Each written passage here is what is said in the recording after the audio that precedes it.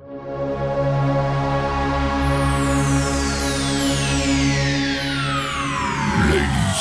and gentlemen, may I have your attention, please?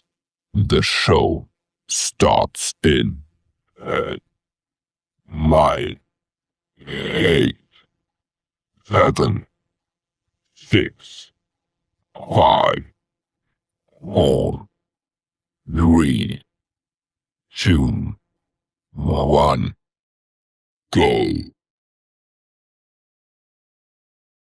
What is going on, Birdland? Stephen Heckman here for the Final Strike podcast, brought to you by the Baltimore Battery. We are coming to you after the Baltimore Orioles dropped the final game of the series against the Tampa Bay Devil Rays today, 3-1. Seems like the only person who showed up to play any offense today was Colton Cowser.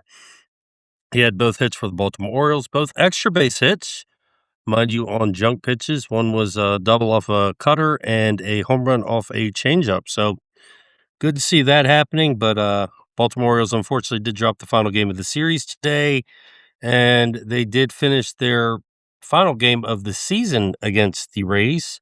It is their sixth season in a row they've had a winning record against the Rays. So we are glad to see that the Orioles are at least keeping up the tides with them. So Orioles finished the season series against the Rays 8-5, 6 consecutive winning seasons against the Rays. Also has the most victories since 2020 against the Rays of any other team. So good thing the Baltimore Orioles have come to show up against the Rays. Unfortunately, the Orioles went 5-5 over their last 10 games, in which they needed to do better than that between the Rays and the New York Yankees.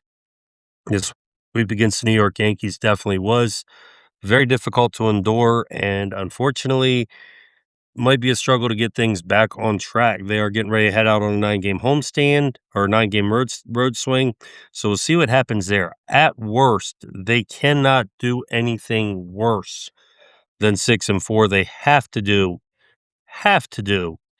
at least 7-3 is realistically what we're looking at. So, mind you, we're over on TikTok right now while we're recording this live, so everybody in the TikTok universe, thank you for joining in. We will be talking about the Baltimore Orioles here, some things. So if you have any questions pertaining to the Baltimore Orioles, playoff push, or anything that you'd like to know about, now's your opportunity to get them in, as we are recording the podcast for the Final Strike that will be going out later on tonight. So get your questions in while we're recording. We'll be glad to answer any questions pertaining to baseball. Okay, so I want to make sure we don't get any of those far out from left field questions that don't belong here. So welcome everybody on in. Glad to see you. I know the Orioles have had a roller coaster of a season, and they still continue to have a roller coaster of a season. I was talking to a buddy of mine, and we were trying to figure out what Alvarez is doing with the lineups. Yes, he is a first-year manager, but once again, as we've mentioned many a times here, the pedigree of what Craig Alvarez came in with, there's some questionable things that he is doing that leaves us wondering, what in the hell were we getting when we got this guy? Because he's supposed to be so far advanced from other people that we were looking at that we were willing to bypass getting veteran managers to bring this guy in. So what I mean by that, and we've talked about it in the future or down the past pertaining to this, and one of the reasons why the Baltimore Orioles are where they are, you take a look at today, the Baltimore Orioles are 4-7 when it comes to series in which they have an opportunity to sweep the other team. So you're talking about 7 losses in those situations that could be the difference of what's going on right now. They at least will be a game back after the end of today. So flip that around with those 7 losses and add them as victories, and you're talking about you're sitting pretty for a wild card spot. That's just there. You take that out elsewhere, and, you're looking at other situations where the Baltimore Orioles in one-run games aren't much better. You look at some of the games that the Orioles lead the league in blown saves. And yes, they've won some of those games, but last time when I looked it up, a few weeks ago when we discussed this, the Baltimore Orioles had led the league with 19 blown saves. Even if you convert half of that, You're sitting there talking about 8 to 9 regular saves that get converted. Those are victories if you convert those. So once again, you're sitting yourself into a playoff position. Now, yes, Alvarez can't go out there and play the game himself. We understand that. But the way you're unrolling the bullpen, the way you're putting players in positions, the way you're putting out the lineup is what is causing a lot of this to actually be unfolding the way it is. You look at the 6th inning where the wheels fell off the bus for Shane Baz today, and, 3 ground balls on 2 strike pitches. The 1 ground ball just out of the reach of, Jackson Holiday, and I saw somebody sitting there saying that his range is not that good. It's not his range, you know, it matters of where you had him lined up defensively because, one step too far this way, one step too far that way, and you're talking about the difference between him getting that ball and the ball skirting under his glove like it did. Pete Alonso holding the runner on first. You go and look at that, and the play he dives to try and make the play on the ball, and the ball just misses his glove. You're talking about one step over instead of holding the runner on the bag, and you've got a double play. So these are the situations that I'm talking about that come into play here. Was the runner on first a threat to steal after Samuel Basallo had already thrown out 2 runners by the 6th inning? I doubt it. I mean, everybody has seen Sammy Basallo has a cannon for an arm. He threw out Simpson, who had 35 stolen bases already on the season, and it wasn't even close. So, I'm sorry, holding the runner on first there, I don't think was as big a priority as defensively being lined up to prevent the runner from moving forward. You're not gonna pick the guy off. I mean, it's just Shane Baz does not have the greatest of pickoff moves, and right there at the time, his play was designed to get the runner at the plate. I'd rather him be in a situation to turn a double play than play the runner on first. Even if he's just a step off the bag, he makes that play on the dive, and you're talking about a possible double play there. But in that situation, 2 strikes, 2 outs on all 3 of those hits, you're out of the inning either way. So you're looking at situations, small, minute details that are the difference between the Orioles winning and losing games. It's like the other night with the Pete Alonso home run that was called a foul ball. Anybody who knows anything about baseball, the yellow pole is called a fair pole. It's not a foul pole. It's a fair pole because it indicates the field of play where the fair play stops. Once it goes across that, it becomes foul territory. So it's the fair pole. That ball, I don't care how you look at it straight down the line. Yeah, it could appear that way, but there are plenty of angles that you look at. You could see that ball was in play. And yes, that one play particularly did not lose the game for us. But in that situation, especially with a team who went 0 for 19 in the series with runners in scoring position, that one play was significant because it changed the whole momentum of the game. Like the whole team's confidence, the whole team's energy just was deflated on that one play. And you could see it. It just was deflated on that one play.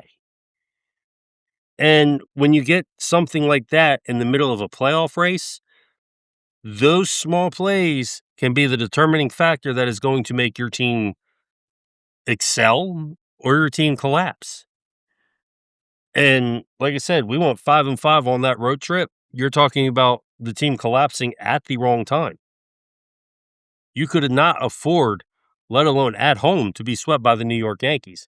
And what's worse is we end the season playing against the New York Yankees in New York. Our best hope at that point, with the way the Yankees have been playing, is that they've locked up a playoff spot. Now, there was an actual situation the other day, and it only lasted a day, where the Yankees, the Red Sox, and the Orioles all had the top 3 wildcard spots locked down. And then Tampa Bay had the top seed lockdown in the AL. I'd love to see 4 teams from the AL East go into the playoffs. That would send everybody into a shit fit.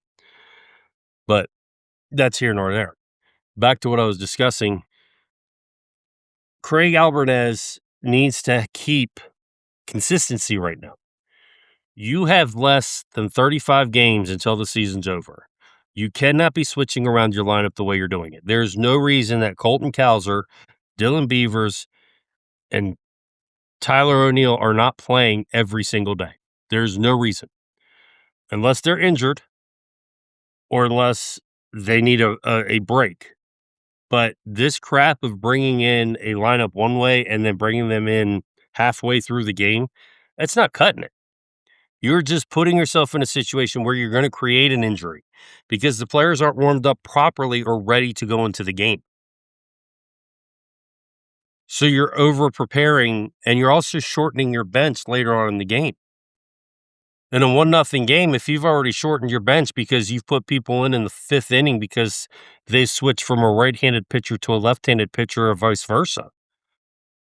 If you go into extra innings in the 10th or the 11th inning and one of your players gets hurt and you've already switched players out by that point because they switched to a different reliever, you're talking about shortening your bench or putting a player into a position that they are not used to playing, or worst case scenario, not having a player be able to play a position.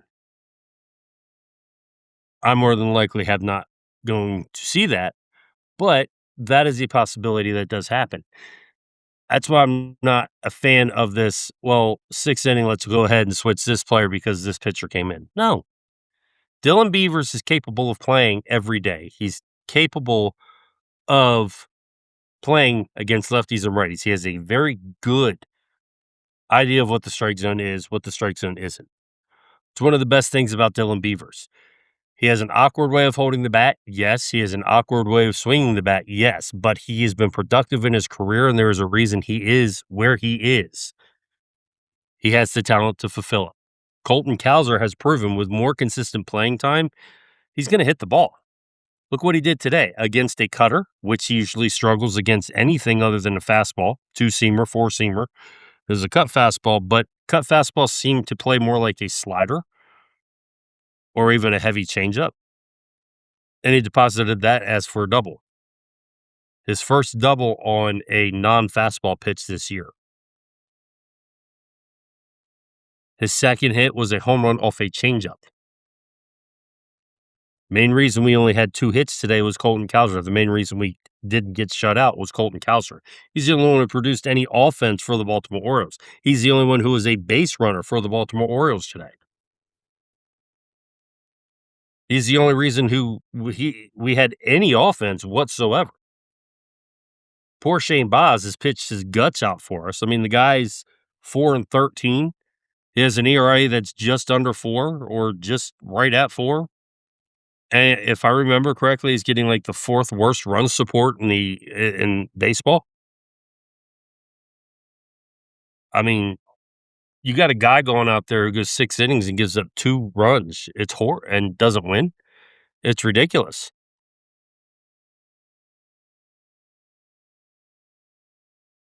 When Shane Baz goes out and pitches a quality start, the Orioles are something. I think they said they're like 1-9 or 2-9 when he has a quality start. And yet, when any of the other pitchers have pitched a quality start for the Baltimore Orioles, or something like 7-3, or 11-7, something weird like that. They have a winning record with all other pitchers who have a quality start, and they have a losing record when Shane Baz has a quality start. So the talent's there. He's proving he is worth the 5-year extension that was given. He's proving that he is everything that the Orioles wanted when they got him. So there's no reason that there should be any objection to having Shane Baz on our team and extending him to 5 years. He's just getting no offensive support. Now, the Orioles are off tomorrow, which definitely is needed because they're going to be in a tough stretch, and it's not going to be an easy stretch, but they definitely need to do things.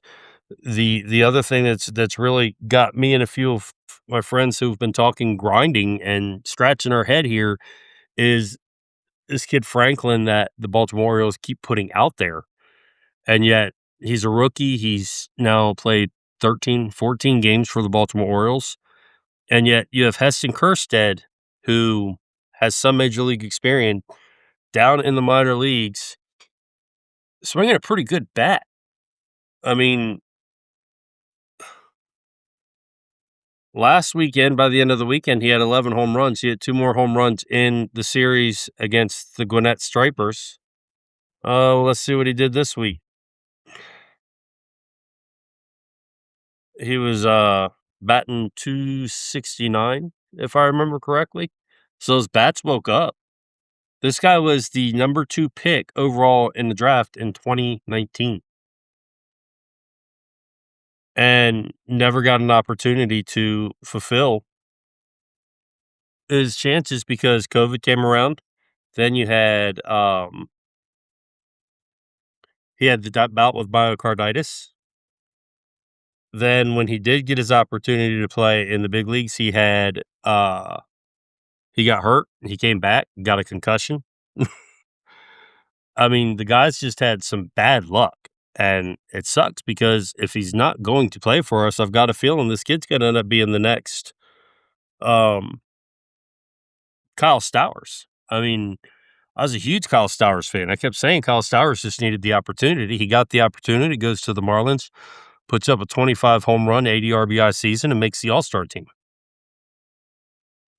Case in point, here's Heston Kjerstad, who came into the draft as the best pure hitter coming out of that draft.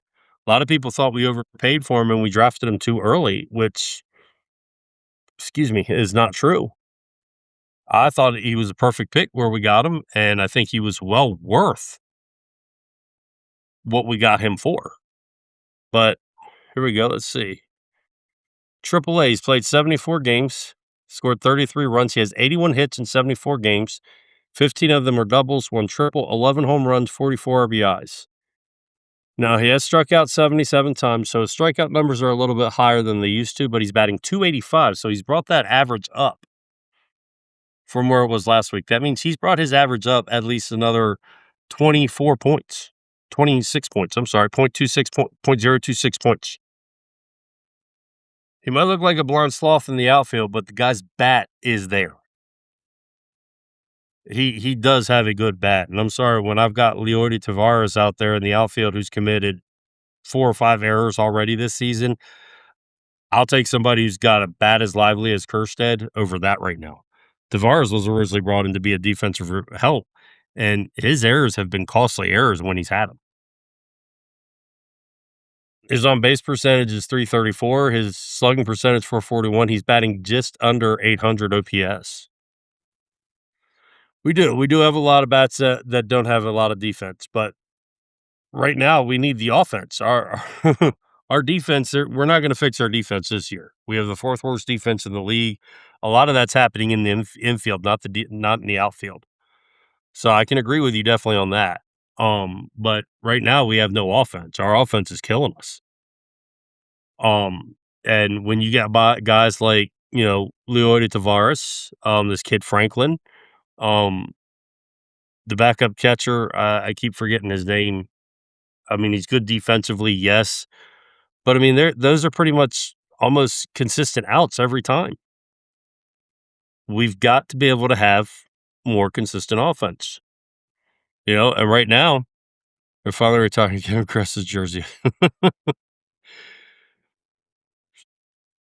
Not like he was Stowers. No, he was. I'm not saying he was, but Stowers never got the opportunity either. Stowers would play once every 4 games, and that's what they were doing with Kjerstad last time he was here. When he did play, unfortunately, like I said, he did get hurt, and then he had the concussions, but before that, it was myocarditis. He missed nearly 2 years of baseball because of that, and then before that, it was, COVID.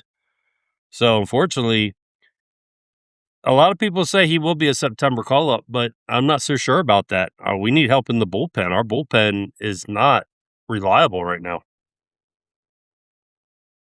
I do. I do hope he figures it out soon because I am a big fan of him. I was a big fan of Stowers, and Stowers has turned into a pretty serviceable player. Um, I just hate that we're losing people because we're not giving opportunities to them.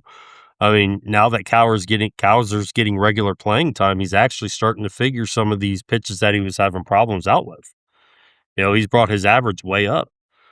It's nice to see that you give players the playing time, they're going to be able to succeed and do what they got to do. It's like, you know, you got Jackson Holiday, yeah, Colton Cowser. His home run was off a changeup today. His double was off a cutter. He's batting 214, but remember he was all the way down to 160 at one point this year, 164, 165. So he's come a long way from where he was. Now that he's getting the consistent playing time, he's able to actually make the adjustments that he needs. One person I've picked on, if anybody's listened to the Final Strike podcast this year, all year long, I have been riding Henderson's ass. And I was actually kind of proud to see the other day, there's a video of him actually talking to Pete Alonso and taking advice and pointers from Pete Alonso on his swing and his stance, which I'm actually glad to see because one of the things that frustrates me the most with the Baltimore Orioles, and it's frustrated me for the past 4 years, is this two hitting coach approach. I'm not for it. I agree. I agree. I just said that a few minutes ago. Colton Cowser, Dylan Beavers need to be in there every day. Samuel Basallo should be in there every day. If he's not catching, which he should be catching 4 to 5 times, he should be catching 4 times a week minimum. If we're playing 6 games a week, he should be catching 4 of them. If we're playing 7 games a week, he should be catching 5 of them. We're in a playoff stretch. These players were high draft picks. These players were put in the position they were put in for a reason. You're in a playoff race. If you're trying to make the wild card, these players should be playing every day.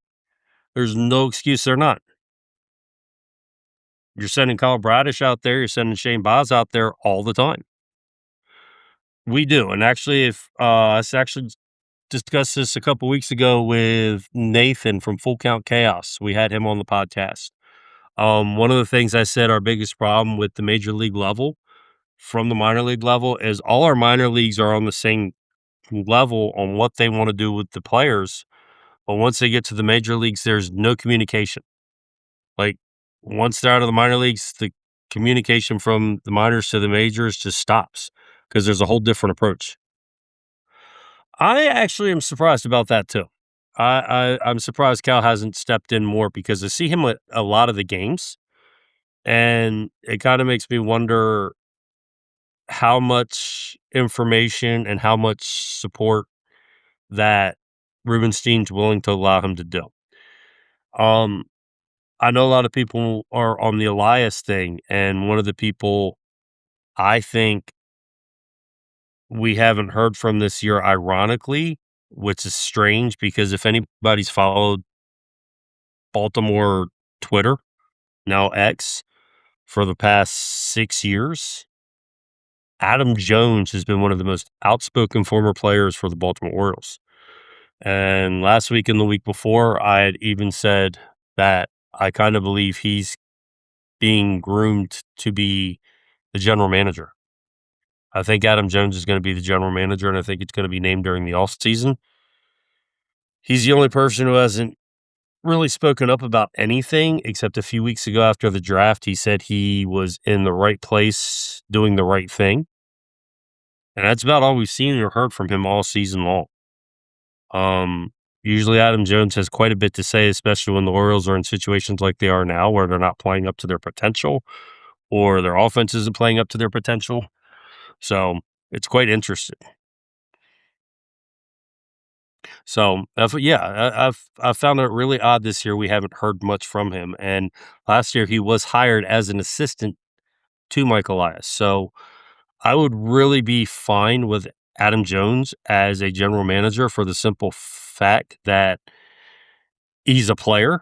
He knows what the players want. He's very strong at identifying talent. Like He when he was here with the team as a player, he knew what players to take under his wings and work with, and to help make them better. He knew what players to give pointers to.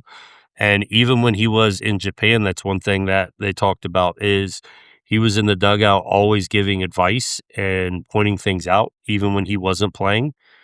So, if he doesn't become a general manager from a talent perspective, I would honestly see him as a coach down the line. I think Elias has more rope than people think. He's rolling 2 jobs this year.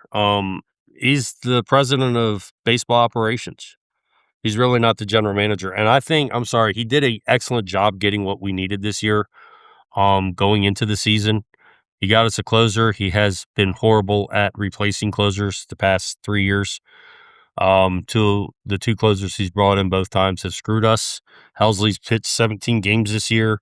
He started off pretty good, but then the shoulder injuries came. He came back, wasn't so hot. I'd be surprised if we saw him this year at all. If he does come back, great, because Bautista is actually going to be starting a rehab assignment this upcoming week. So having Bautista and Helsley back would be a big boost to a bullpen that needs it. Um, um, but he got us the right-handed bat, and he got us the right-handed power hitters that we need. Um, Westberg going down was a big loss. Nobody could anticipate that. That was a hard fill. I think Kobe Mayo's actually done a pretty decent job in that position. CES has done a pretty good job coming into that position and helping out. Losing Jackson Holiday for the first 6, 8 weeks of the season was a big. So, I mean, there were some problems there, and then, you had the beginning of the season where the starting pitching staff, we had some problems with. Trevor Rogers went on the IL at one point. You had Dean Kramer on the IL twice. Chris Bassett went on the IL. You had Kyle Bradish miss a couple starts. So, I mean, you've had what started out as a strong point of the season was the bullpen has become the biggest liability of the season. You lost Zach Eflin for the year, which was a big loss. I kind of expected him to have a strong season. Those are things that you can't expect or anticipate. And we did have the depth at pitching. Brad Young has turned out to be a wonderful, wonderful gem out of nowhere. Cade Povich filled in admirably in 2 starts for us this year. Albert Suarez pitched decent for us when we needed him to.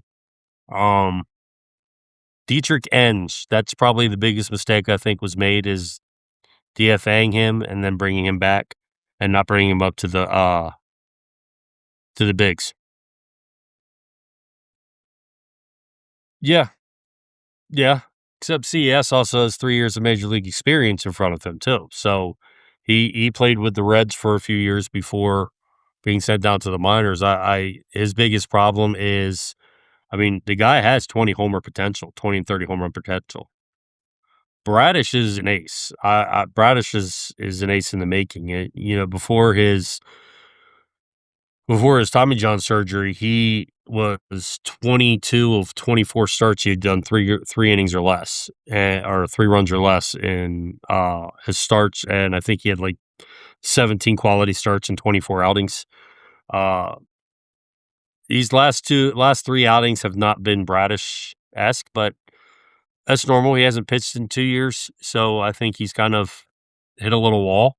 But I think that'll be all right. I think he'll be fine. He's not pitched horribly, but he's not pitched up to expectations. This past season was the first time he's actually had a full off season of normal preparation for the season in 3 years. So, between Boz and Bradish, I think we have a good thing going on. I think we're going to have a good 1-2 punch with them. Young, going to be your third starter. You're going to have to find a 4th and 5th starter. Yep, that's exactly right. Boz has the 4th fewest run support in the league. His upcoming off season looks like depends what you do with Heston Kjerstad. That's going to be a big thing. Leody Tavares, I kind of like him, but I'm not all for letting him go. Enrique Bradfield has definitely improved since the first part of the season when he was dealing with hamstring injuries. So I could see him actually coming up next year being, a fourth or fifth outfielder. You do have Tyler O'Neill for one more year. I don't think we're going to cut him and eat $16 million. Um, Starting staff, you definitely do have options inside that you can bring up, but we definitely do need to add at least one more rotation guy, and we definitely need to figure out what we're doing with our bullpen. Yeah, I don't believe they're gonna be 2027 baseball. I really don't. Right now, from what I'm hearing and what I've read around, 2027 baseball is not gonna happen. They're so far apart on things. The players want a salary floor, the owners want a salary cap, and yet you can't get them to meet in the middle on that. I mean, it's obvious they both want the same thing, just in a different way. There's gotta be a common median, but then, the owners want different things with the draft, the players want different things with the draft. There's different things with the franchise, like franchise tags, there's different things with free agency, all that. It's a bunch of this. So, call this what? What do we call them?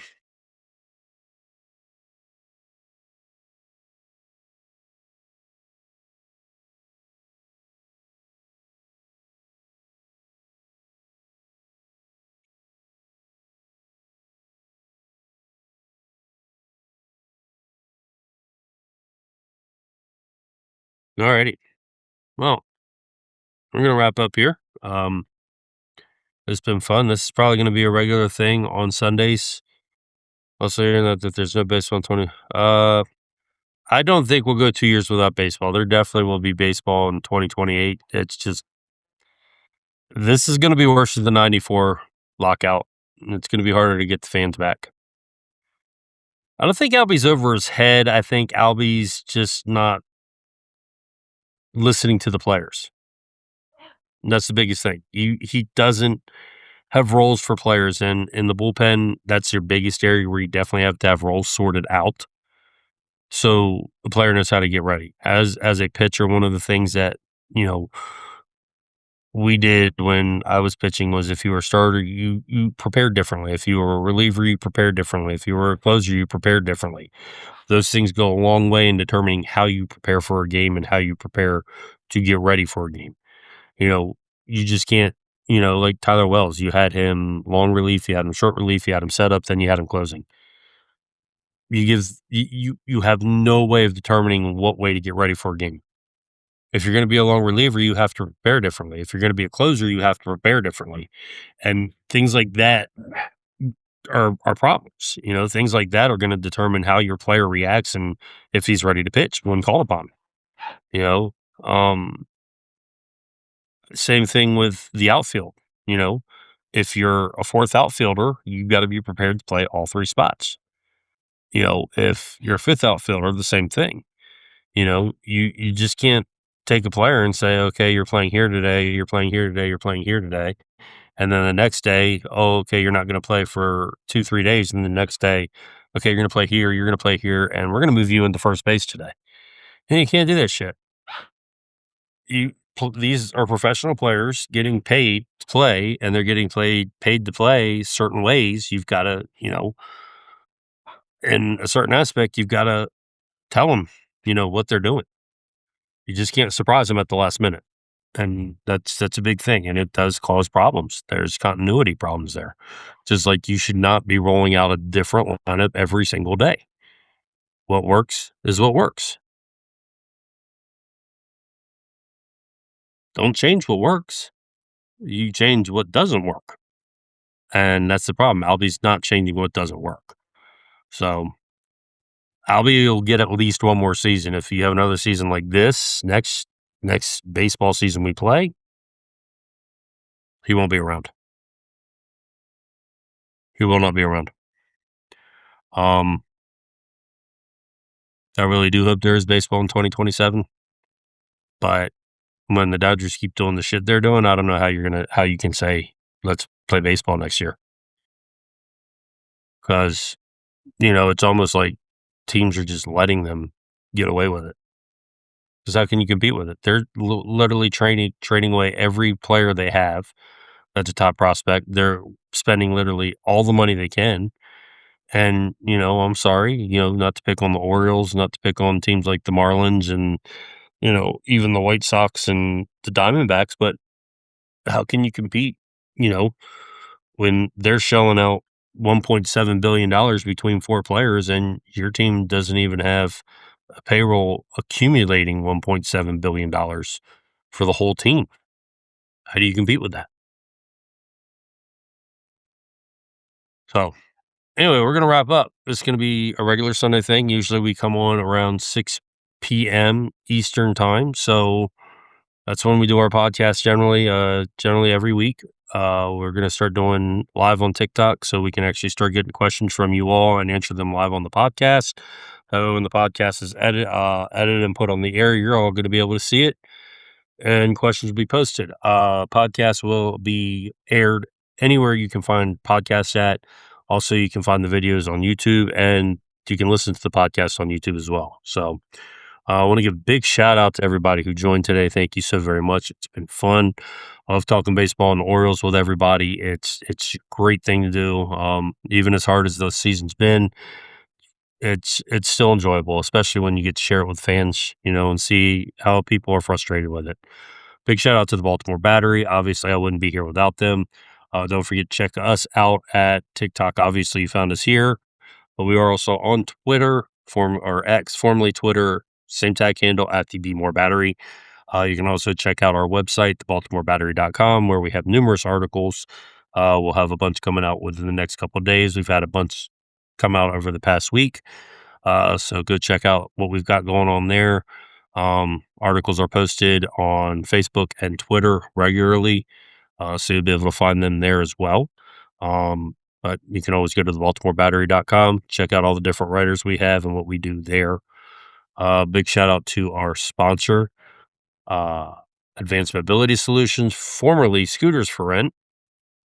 If you're ever down in the Maryland, Delaware, Eastern Shore area and looking for mobility products, don't forget to check out Advanced Mobility Solutions. They do have mobility scooters, electric, manual, and beach wheelchairs. Also, they have lift recliners, one of the only companies in the area that do lift recliners for the houses, condos, and hotels.